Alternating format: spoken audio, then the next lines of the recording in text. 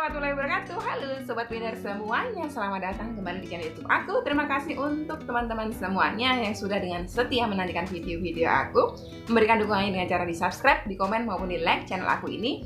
Aku ucapkan terima kasih yang sebesar-besarnya. Semoga kebaikan teman-teman dibalas oleh Allah Subhanahu wa Ta'ala dengan beribu-ribu kebaikan, dan juga dimudahkan setiap urusan-urusan teman-teman semuanya, dilindungi dari mara bahaya termasuk bahaya virus corona COVID-19 ini. Amin ya rabbal alamin. Buat teman-teman semuanya yang masih belum memberikan dukungannya dengan cara di subscribe channel aku ini, silahkan di subscribe supaya aku lebih semangat lagi dalam mengupload video-video aku yang selanjutnya. Buat teman-teman semuanya yang selalu setia menantikan testimoni-testimoni dari sahabat UCR maupun dari teman-teman subscriber yang mendapatkan kontak aku. Nah, hari ini aku mau memberikan satu buah sharing lagi, bisa dikatakan ini testimoni dari salah seorang teman dari subscriber aku juga ya. Beliau mendapatkan kontak aku sudah cukup lama, tapi beliau nggak masuk dalam grup sebab ada sebabnya lah pokoknya, intinya gitu ya. Jadi beliau ini mengaku sempat nggak punya sama sekali bahan makanan, terus bermunajat kepada Allah dengan wasilah amalan-amalan tentunya ya. Beliau hanya minta beras karena hari itu beliau nggak bisa makan sama sekali satu keluarga ya, sebab dampak dari corona ini juga. Suami beliau yang ngojek itu benar-benar udah berhenti karena katanya sebagian daerah itu kalau misalnya ada kerumunan gitu dibubarkan ya sama Satpol PP, dan termasuk ngojeknya suami beliau ini, karena ojeknya itu ojek pengkolan gitu kan. Jadi praktis nggak ngojek. Terus toko beliau juga udah mulai kosong dagangannya gitu kan. Nah, akhirnya beliau dengan semangat, dengan istiqomah mengamalkan amalan yang pernah saya sampaikan kepada beliau, pernah saya ijazahkan kepada beliau, dan akhirnya Allah berikan rezeki uang berupa 21 juta. Pertama 1 juta, terus keduanya 20 juta. Bagaimana ceritanya kita dengar langsung. Check it out. Assalamualaikum warahmatullahi wabarakatuh. Mbak Ustazah, saya mau kasih testimoni saya dari amalan yang Mbak ijazahkan pada saya waktu itu, karena saya minta diajarin sama Mbak Ustazah gimana supaya toko saya yang dulu banyak dagangan bisa buka kembali dan laris kayak dulu lagi. Karena setelah saya hijrah bertobat dari dosa riba, saya habisin semua isi toko saya yang dulu modalnya pakai uang pinjaman bank. Kata Mbak itu nggak akan berkah, dan memang beneran nggak berkah Mbak. Malah semakin hari semakin banyak hutang. Amalan dari Mbak Ustazah saya amalkan sudah sekitar sebulanan ini Mbak, dengan sisa dagangan di toko saya yang hanya tinggal sabun-sabunan saja. Setiap hari sebelum buka saya bacakan Al-Fatihah 3 kali, Al-Ikhlas 3 kali, An-Nas 1 kali, Al-Falaq 1 kali, dan sholawat Jibril 1000 kali. Baru saya buka toko dengan dagangan yang nyisa, yang saya tahu itu saya beli dengan uang hasil suami ngojek. Tapi sejak ada virus corona ini Mbak, kadang suami pulang cuma bawa uang 20.000, pernah juga nggak bawa uang sama sekali. Jadi beliau ini memang memiliki toko gitu loh, toko-toko kelontong yang tadinya dagangannya itu lumayan banyak ya. Beliau juga ada jual macam-macam ya, nggak cuma sabun-sabun aja gitu, bumbu-bumbuan segala macam umumnya toko gitu. Tetapi beliau ngaku sama saya waktu itu, kok dagangannya semakin hari semakin habis, keuntungan nggak ada, terus utang makin banyak gitu kan. Ternyata cek pericek beliau ngaku kalau dulu buka toko dengan hasil pinjaman dari bank. Kalau pinjaman dari bank itu tentunya kan ada bunga. Kalau ada bunga itu tentunya adalah riba. Nah, usaha yang halal dicampur dengan modal yang haram itu tidak akan pernah membawa berkah, karena yang halal dan haram ya, kalau kata Ustadz Adi Hidayat, nggak akan pernah nyatu. Antara air sama minyak itu nggak akan pernah nyatu, jadi nggak ada keberkahan. Makanya beliau utangnya semakin banyak. Kita lanjut. Tanggal 19 Maret 2020 Mbak, saya ingat sekali saat beras nggak ada di rumah. Suami juga nggak ngojek karena nggak ada bensin. Dari pagi saya lakukan amalan itu dan terus meminta kepada Allah agar memberikan keluarga kami beras untuk makan. Untungnya juga anak-anak libur sekolah, jadi nggak mikir uang saku mereka. Tetapi tetap saja jika beras nggak ada, sedih rasanya.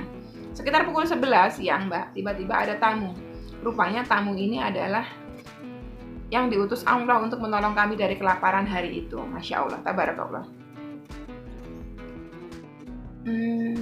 Dia nggak bawa beras seperti yang kami minta, tapi justru bawa uang dan pekerjaan halal buat saya dan ibu saya.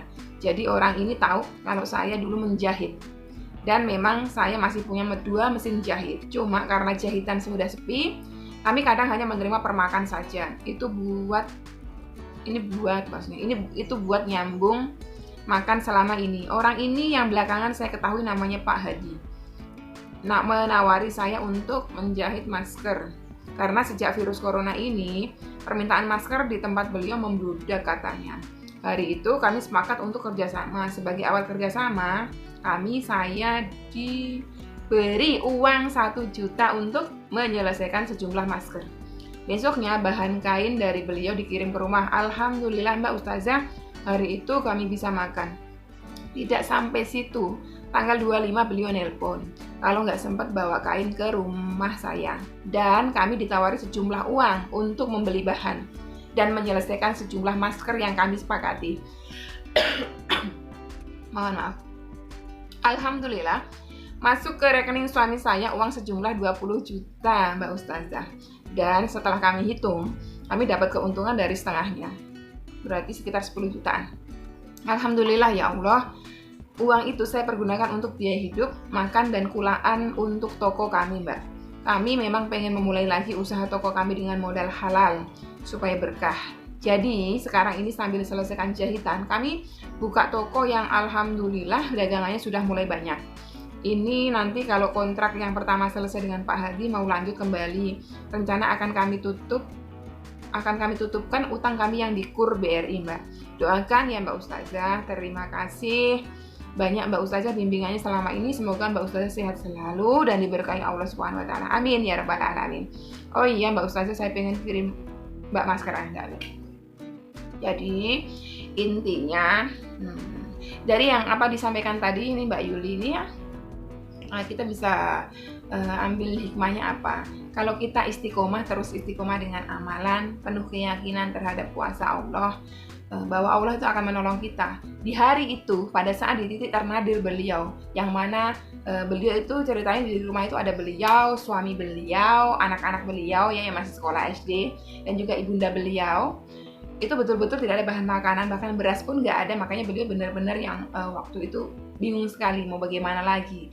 Tapi beliau tidak berputus asa karena beliau merasa memiliki Rob beliau, yaitu pencipta beliau yang tentunya bertanggung jawab terhadap nafkah dan juga makan beliau sekeluarga. Jadi beliau bermunajat dari pagi. Kalau untuk teman-teman yang memang memiliki usaha toko gitu ya, untuk laris dagangan atau jualan ke pasar dan sebagainya, saya mau menyampaikan baca Al-Ikhlas 3 kali, An-Nas 1 kali, Al-Falaq 1 kali, Al-Fatihah 3 kali, dan baca sholawat Jibril. Kenapa sholawat Jibril? Karena sholawat Jibril ini memang penarik rezeki yang paling dahsyat gitu ya.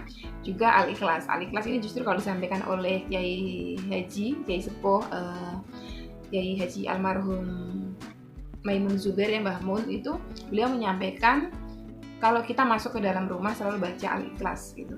Kalau mau diberkahi rumahnya, kalau mau rezekinya mengalir cepat gitu kan, mengalir deras, itu baca Al-Ikhlas. Makanya yang punya usaha-usaha toko lah, usaha dagang di pasar lah atau apapun itu, sebelum buka usahanya baca ini Al-Fatihah 3 kali, Al-Ikhlas 3 kali, An-Nas 1 kali, Al-Falaq 1 kali, sholawat Jibril 1000 kali. Paginya tuh sebelum buka tokonya dibuka itu. Nah, beliau yang tadinya tokonya mati suri karena dagangnya udah habis, sekarang beliau memang udah meniatkan bahwa beliau akan membersihkan semua dagangan-dagangan yang tadinya bersumber dari harta haram tadi itu, dari pinjaman beliau di KUR BRI tadi itu, disingkirkan semuanya dengan tujuan mengharapkan ridhonya Allah, supaya Allah itu ridho.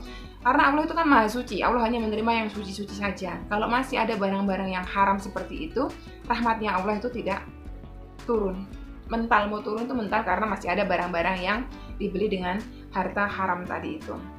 Tadinya setelah semuanya bersih, tersisa cuma dagangan sabun-sabunan aja yang kata beliau tadi dibeli dengan harta halalnya dari hasil ngojek suaminya itu.